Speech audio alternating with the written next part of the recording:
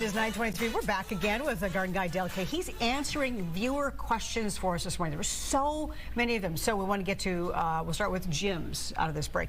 He wants to know, is it too late in the season to weed and feed your lawn?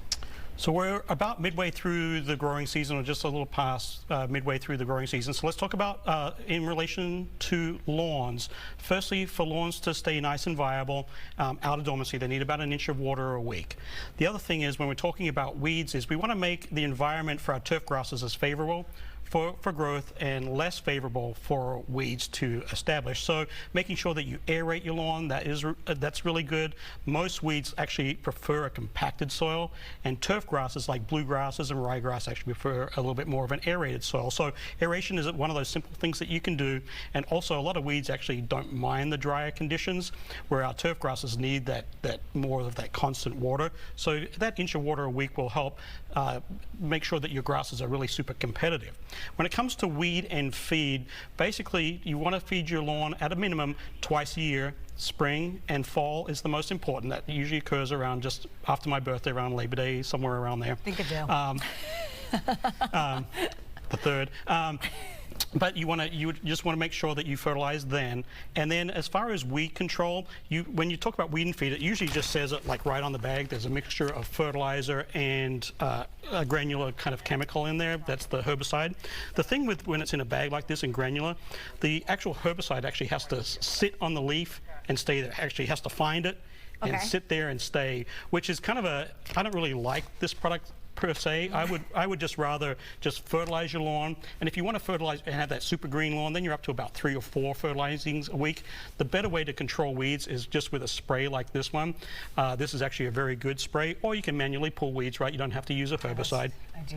But basically you just use that instead of using something that's in conjunction, because this is like, I don't play craps, but I hear that, you know, that word, it's a crapshoot, right? So this granular piece of chemical actually has to find the leaf, stay on the leaf for a little bit of time for it to work. There is also, I want to just show this really quick, it's corn gluten.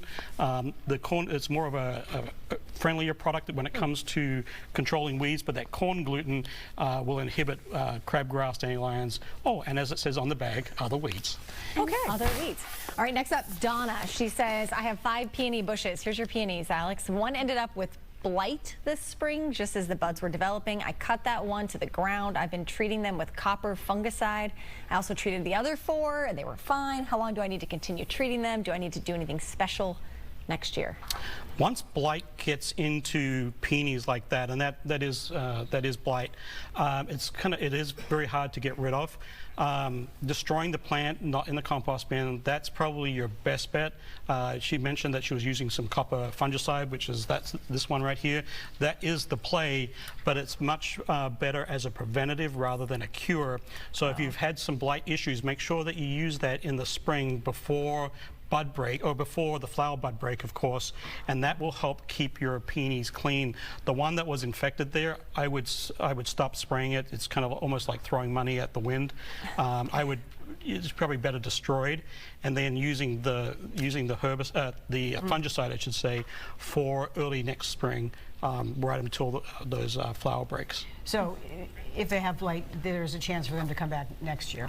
There's a chance. The other thing with peonies is they like a well-drained soil. Sometimes if they're in clay or water doesn't drain quite as freely, that opens up the door. It's like opens up the door like really wide. Hey, blight, come on in. So anything that you can do to aerate the soil, or make sure if you're planting peonies, incorporate some compost and all that kind of good stuff. Sounds good. All right, well, we had more questions for you, but we didn't have time for them. So the good news is we are having you answer those questions after the show, and so we'll put that on our Good Day Facebook page. So excited. More time with Dale Kay. Just when you thought you couldn't get enough. We cannot get enough of Dale Kay. All right, thank you. Next